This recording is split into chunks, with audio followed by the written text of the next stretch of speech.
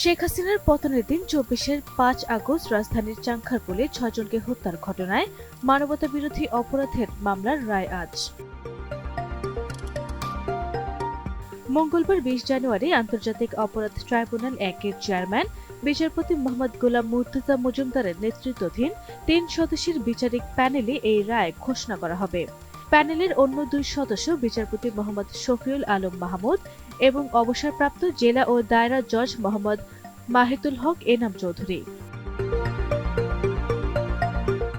পুনর্গঠিত ট্রাইব্যুনালের এটি প্রথম মামলা, তবে রায়ের দিক থেকে দ্বিতীয়।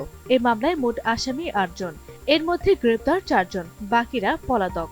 গ্রেপ্তারকৃতরা হলেন শাহবাগ থানার তৎকালীন পরিদর্শক মোহাম্মদ আরশাদ হোসেন, কনস্টেবল মোহাম্মদ সুজন মিয়া, মোহাম্মদ ইমাজ হোসেন ইমন ও মোহাম্মদ নাসিরুল ইসলাম। পলাতক ৪ আসামি হলেন ডিএমপির সাবেক কমিশনার হাবিবুর রহমান, ডিএমপির সাবেক যুগ্ম কমিশনার সুদীপ কুমার চক্রবর্তী, রমনা অঞ্চলের সাবেক অতিরিক্ত উপকমিশনার শাহ আলম মোহাম্মদ আখতারুল ইসলাম ও রমনা অঞ্চলের সাবেক সহকারী কমিশনার মোহাম্মদ ইমরুল। প্রসিকিউশন ও আসামি পক্ষের যুক্তিতর্ক শেষে গেল বছরের ২৪ ডিসেম্বর ৮ আসামির বিরুদ্ধে রায় ঘোষণার জন্য আজকের দিন নির্ধারণ করা হয়। রায়ের পুরো কার্যক্রম বিটিভিতে সরাসরি সম্প্রচার করা হবে বলে জানিয়েছেন প্রসিকিউশন।